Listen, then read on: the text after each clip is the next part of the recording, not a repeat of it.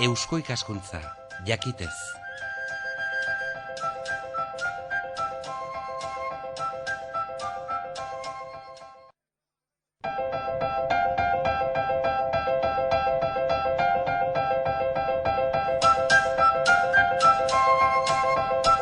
Euskal Herria irratian kultur arloa. Kultur arloa eusko ikaskuntzarekin batera, kulturaren jakintzaren alorrean. Jakintza sortu eta zabaldu, hortan ari da, zenbait jende ez gutxi. Literaturaren arlotik joko dugu, eta egungo solaskide Castillo Suarez. Castillo Suarez Altsasuarra da, lanbidez euskera teknikaria sakanako mankomunitatean. Idazle eta olerkari, zenbait lan argitara emanak ditu, amodio galduak, vitaminak, iragarki merkeak, mugarri estaliak, madarikazioa, spam poemak, bala hutsak. Berriki joan den hilabetean sari baten irabazle izan dela ezagutu dugu. Baina sortzaile izateaz gainera inplikatua eta konprometitua dago idazleen elkartean lanean. Lehenagotik ere aritu zen, eta elkarteko kide gisa gainera Josemi Elbidadorren ondoan lan egitea egokitu zaio eta joan den astean artikan egindako despidako saio horretan ere hor aditu genuen Castillo Suarez aio sentitu bat eskeniz Josemi Elbidador zenari. Baina lan gehiago ere, sariketetan bestek eginiko lanak ebaluatzen da epaitzen, hortxe ibilia da, urrutira joan behar izan gabe, joan den astean berean idazkari epaimaiko Etxepare sariketaren aurtengo irabazlea norden ezautu denean. Etxepare, egun Nafarroa garaionetan antolaturik dagoen sariketa gaztea, hildo berria ireki duena, eta geure abia puntua elkarrizketa honetan Castillo Suarez. Hasiera batean literatur sariketa arrunta zen, ez? Narrazioak eta aintzat hartzen ziren eta horiek baloratzen ziren, baina ikusi genuen bazela album ilustratuetan utxunea. Izan ere, gehientsunak itzulpenak izaten dira. Oso garestia izaten da argitaratzea album ilustratuak, zalgo gorra dutelako, irudi asko, eta orduan iruditu zitzaigun hobezela album ilustratuen sariketa bat egitea. Hasieran beka izan zen, orduan egileek ez zuten proiektu osoa aurkezten, eta orain saria, beraz, lan osoa aurkezten dute. Da 8 lan aurkeztu dira 2009ko edizioan, hortaz, kontentu gaude.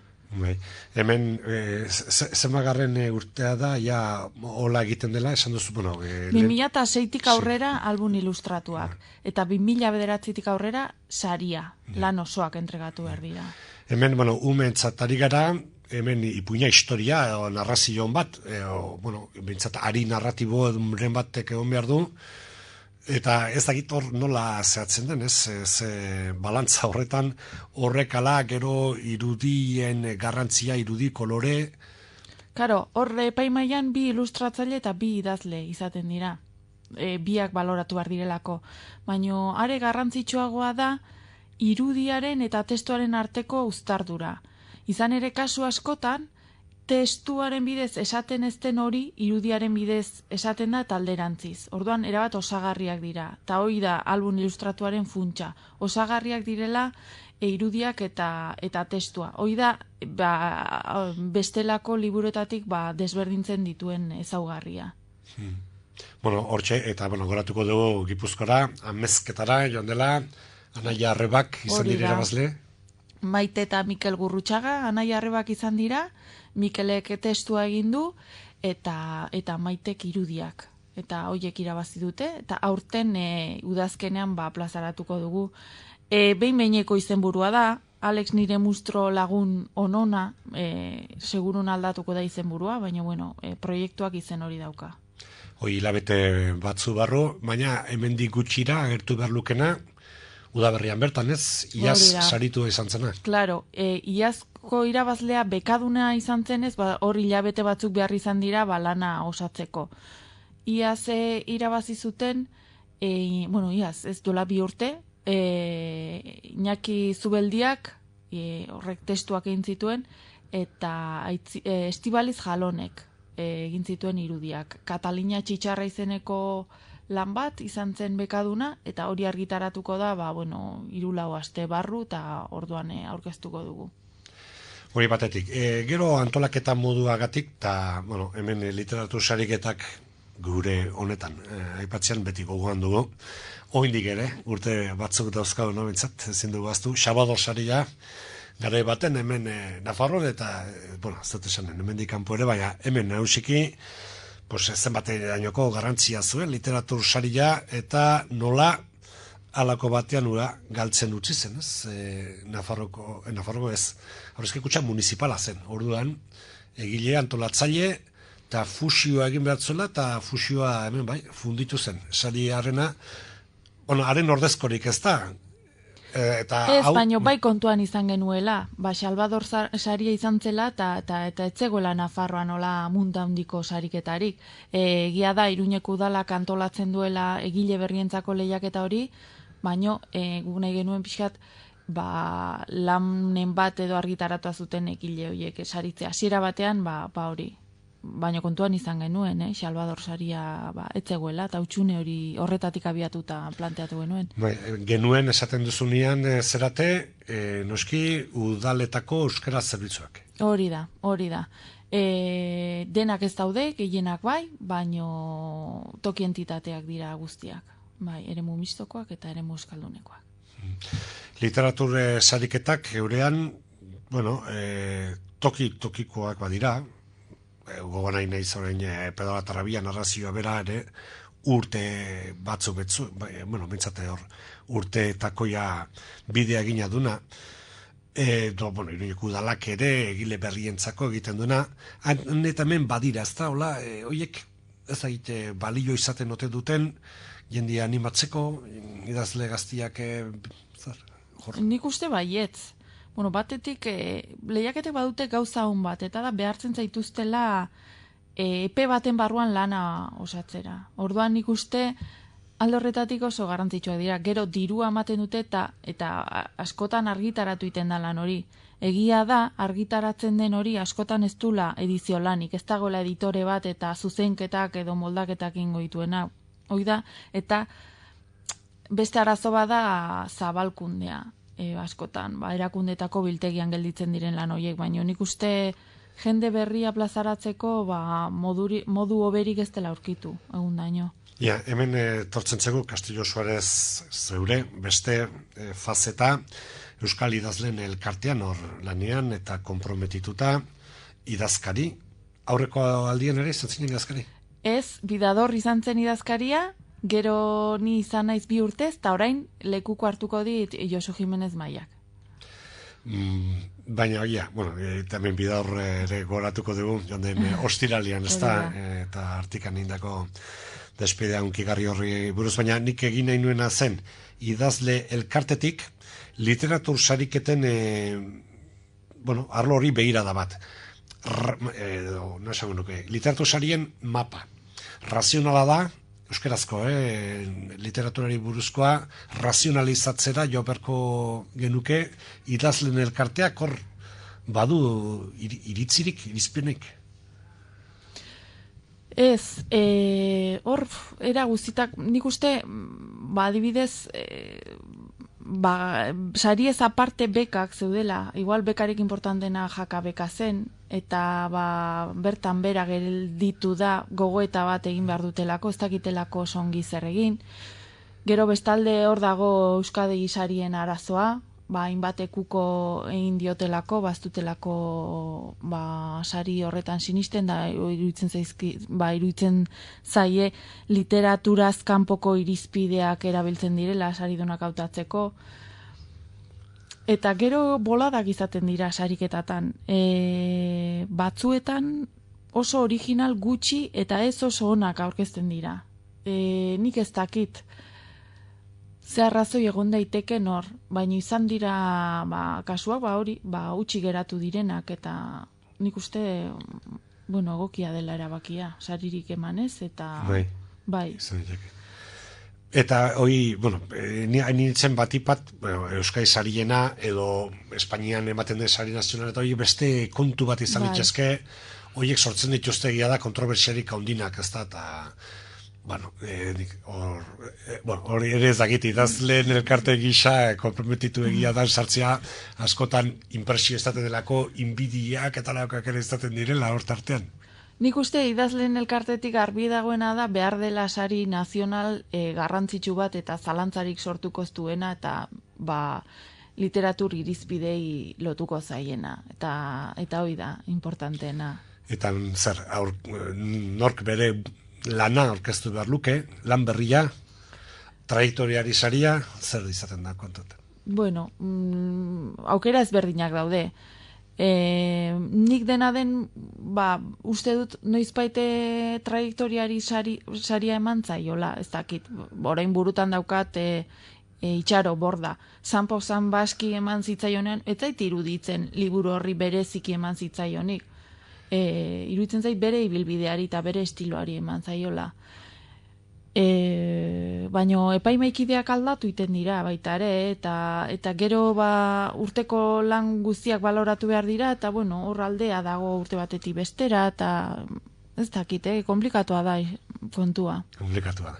Bueno, ez zeuri gertatu zaizu, epai mailetan, eta, bueno, idazkari bai gutxinez, bestelakoetan ere zirazki, baina baita ere, lehiaketetara lanak aurkeztu eta sarituak izatea, zure hasirakoak ere, hemen Iruñean izan zirelako, horrela sinitzen. Berrita gazte zinelarik. Bai, duela 10 urte. 10 urte pasadi gaia.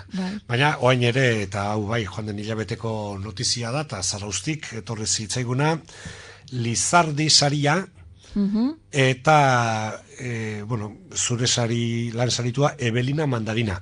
Ez eguzuz, ez da Lizardi saria den modalidade bat den, edo eta aurrentzako lana zen, edo nola da? Lizardi sarian aurrentzako lanak baloratzen dira. Ez da zehazten adina, eta hor badago gutxieneko bat, nerea ipuin motza da, ez dakizen bat orrialde izango dituen, 10 bat orrialde, eta bueno, aur literatura saritzen da. Sari bakarra dago eta aur literatura.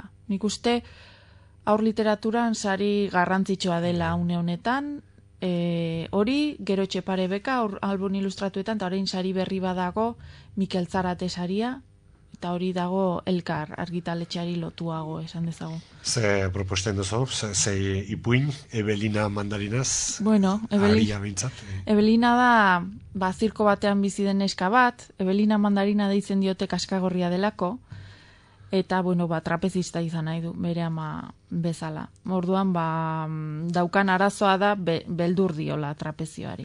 Orduan, bueno, hor kondatzen da historia, nola lortzen duen, beldur hori gainditzea. Eta gainditzen da. Noski. Oinek ez da gitara eman. Ez, ereinek argitaratuko du, eta gaina kontentu nago, neska gazte batek, Nafarroako gazte batek, Arangurengo Leire Urbeltzek egingo dituelako marrazkiak. Ara, bueno. Oraindik ez dut ezagutzen Ebelinaren itxura, baina kontentu nago alde horretatik. Bueno, mira, hemen beste pare bat adar genituen konversazioari seida emateko, bata da zuk lehenagotik argitara emanak dituzun lanak, bueno, poesi lanak batipat, baina gero ere, zenbat beste kolaborazio egin dituzun, golatzen nahi naiz, sakanaldean, burundan oinez egin denean, eta hor urbasako testuak, esate bat, urbasako, olako tokatzen dira, horrelakoak, bai. Batez ere poesia lanak idatzi ditut, gero kolaborazioak, hau baditu 7 urte egunkarian hasi nitzen, atzo aritu nitzen biharko zutabea prestatzen, eta karo, 7 urte inditute, egunkarian lehen da bizita berrian. Eta zenbatero? Astean behin. Eta ordu joan dira zenbat, egun? Asko. Gehiago, horiek gehi argian ere idazten dut, orduan, horrek lan handia ematen dit, asteburu guzitan zutabea egiteak. Eta gero, gisa horretako enbarkadak, ez? Oineza dela, en fin, olakoak, bai, saldo bat. Baina, hemen Torre Castillo ez daite, batzutan, zalantza sortzen du galdetu, ala ez galdetu, baina Jamatxoren sortziaren inguru honetan eta nik uste, ala da, genero kontua, emakume eta literatura. Baina ni hainez hemen bereziki Nafarroan eta konstatazio hutsa da. Hemen haitzen garelarik eta gustoa izaten dugu gaia, euskaraz eginiko liburu eta lanak, eta oso gutxitan egokitzen zaigu, zu bezala, emakumei elkarrizketa egitea. Konstatazio moduan, irakurle gisa badakidu baietz, eta irakurle taldeak eta biltzen direnean emakumea gehiago, baina idazle kreatzaile alakotan gutxio, bakanago. Zuk pentsa, duela 10 urte pasa irabazi nuelanik Iruñeko udaleko sariketa hura. Garai hartan Angel Errok irabazi zuen, niri ondotik etorri zen. Baina arrezkero ez da neskarik egon. Hola nabarmendu dena edo... Ez? Hola produkzio sendo auki duena. Ni alde horretatik bakarrik aritu naiz beti.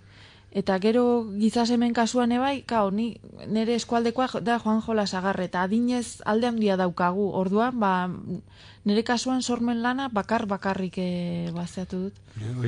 Kazetari bai, eta baina gehiago dena, ikusten baldin badu, goren berriki eman da, mikroipuinen lehiaketa.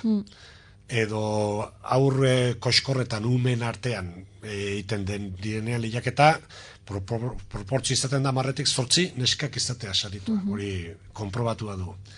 Eta gero berriz, kazetaritzan bai, kazetaritza, eta berriak, redakzioa, eta ikusi besterik ez daukago, eta hor, badira, haitzen direna, baina literaturaren sorkuntzan, nebazu poesia, edo bestela narrazio, fikzioan, hor bada, adibidez, Urruzuno saria deitzen dena, Jaurlaritzak antolatzen du, baina egia esan Nafarrei irekia da, eta ez da Nafarrik aurkezten. Eta sari hori irabazten dutenek, 20 lagun izaten dira, eta bidai bat oparitzen diete. Diru poltsa bat, bidai horretan, eta bidai bat gidatua. Beti hizkuntza gutxituekin eta hizkuntza gutxituen literaturakin zerikusia daukan bidai bat. Eta 15 egunez egoten dira taldean gaztetxoak, institutoan aritzen direnak. Pena izaten du, zeni hainbat urtetan, urtero egoten naiz epaimaian, eta ez da lan, ze hor badaude kode batzuk identifikatzeko lanak nondik aurkezten diren. Herrialdeetatik ez, ari naiz da, ez da lan Nafarrik aurkezten. Eta hoi da aukera paregabea, eta adin oso klabea...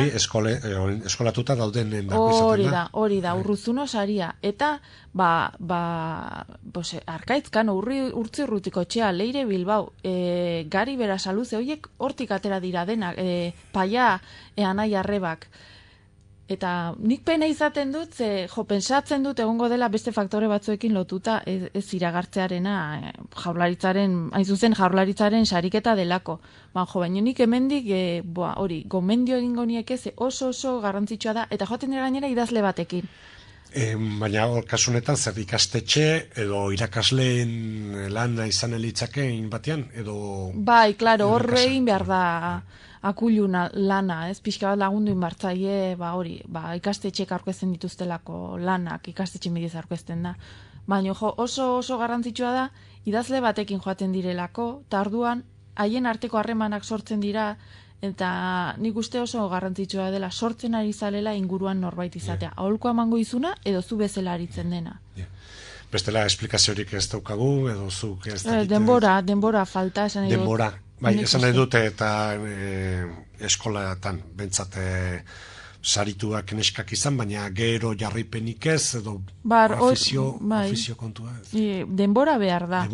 Denbora eta gero horretara egon behar duzu. Nik baitu 7 urte ez dutabeak egiten, klaro. Ni ari naiz horretan pensatzen, nik atzo idatzi nun biharkoa, baina heldu den astekoari begira ari naiz pixka bat. Eta askotan ez da denbora fisikoa, baizik eta burua izatea horretara.